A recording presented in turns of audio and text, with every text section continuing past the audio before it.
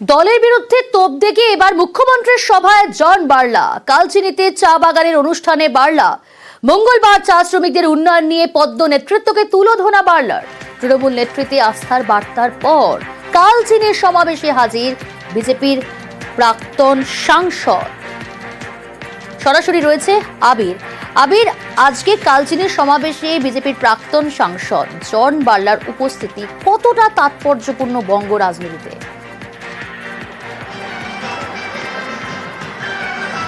দেখো, প্রথমত হচ্ছে এটা নেতাজির জন্মজয়ন্তী পালন অনুষ্ঠান এবং সরকারি পরিষেবা অনুষ্ঠানও হচ্ছে কালচিনি সুভাষিনী চা বাগানে, এবং সেই সুভাষিনী চা বাগানের অনুষ্ঠানের ইতিমধ্যে এসে হাজির হচ্ছেন প্রাক্তন কেন্দ্রীয় মন্ত্রী, আলিপুরদুয়ারেরই প্রাক্তন সাংসদ, বিজেপির সাংসদ যিনি ছিলেন জন বার্লা, এবং তৃণমূল কংগ্রেসের রাজ্যসভার সাংসদ, আলিপুরদুয়ারেরই বাসিন্দা রাজনৈতিক নেতা প্রকাশ চিক বড়াই, তার সঙ্গেই এদিনকে তাকে এই অনুষ্ঠান স্থলে আসতে দেখতে পাওয়া গেল।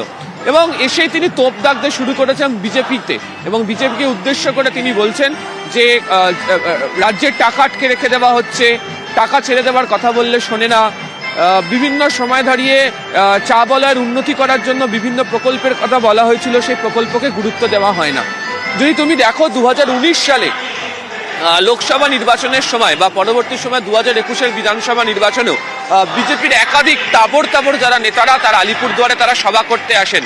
তারও অনেক আগে থেকে কোথাও বন্ধ চা বাগান খোলার প্রতিশ্রুতি, কোথাও চা বলয়ের কি ধরনের উন্নয়নের কাজ করতে পারা যাবে, কেন্দ্রীয় সরকার কি ভাবছে সেই সংক্রান্ত একাধিক ব্যাখ্যা, একাধিক বক্তব্য, আলোচনা তাদের কথাতে উঠে এসেছিল।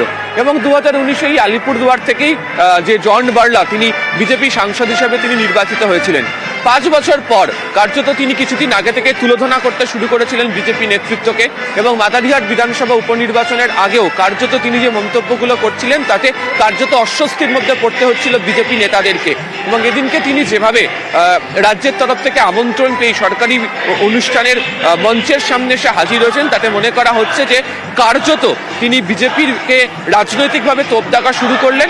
এবং এই চা বলয়ের ক্ষেত্রে মাদারিহাট জিতে আসার পর তৃণমূল কংগ্রেসের রাজনৈতিকভাবে সুকৌশলে প্রচারে যাচ্ছে, প্রশাসনিক দিক থেকেও একাধিক পদক্ষেপ এখানে গ্রহণ করে এগোনো হচ্ছে। এই পরিস্থিতিতে দাঁড়িয়ে জন বার্লার আজকের এই কালচিনি সুভাষিনী চা বাগানের উপস্থিতি অবশ্যই রাজনৈতিক দিক থেকে মাত্রা যোগ করছে। তোমাকে জানিয়ে রাখি যে আজকেও একাধিক ব্যক্তিকে চা বাগানের যে জমির পাট্টা প্রদান, চা সুন্দরী সংক্রান্ত বিষয়, এবং গতকালই উল্লেখ করা হচ্ছিল যে চা বাগানের ক্রেস, স্বাস্থ্য পরিকাঠামো, স্কুলের বাচ্চাদের জন্য বাস, এইগুলো কতটা প্রভাব ফেলতে শুরু করেছে।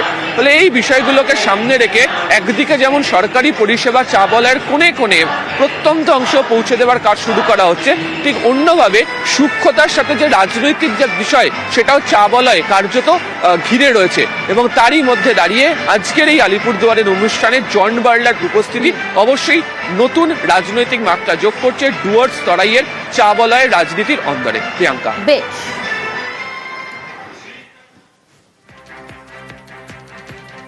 আজকে আসছি, উনি আমাকে ডেকেছেন, অনেক কথা আছে, আমরা কথা আদান প্রদান হবে। তো এখন কথা আমাদেরকে তুলতে না দেয়, কাজ যখন আমরা করি ওই কাজটা নিজে পার্টির মধ্যে বাধা দেয়, তাহলে ওইভাবে কিভাবে আমরা কাজ করব।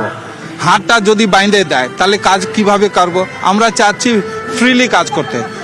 এখন দেখেন অত দূর থেকে আমরা মুখ্যমন্ত্রী আসছেন, উনি তো নিশ্চয়ই এইখানে ডেভেলপমেন্টের জন্য আসছে, 3 দিন থেকে এইখানে আসছেন, নিশ্চয়ই ডুয়ার্সের জন্য, ডেভেলপমেন্টের জন্য উনি করে যাচ্ছেন, অনেক কিছু করেছেন উনি। তৃণমূলের অভিযোগ হচ্ছে যে বিজেপি 100 দিনের কাজের টাকা বন্ধ রেখেছে, বাকি কাজের অর্থ দিচ্ছে না। আপনি কি সেটা মানেন বন্ধ রেখেছে? হ্যাঁ, নিশ্চয়ই।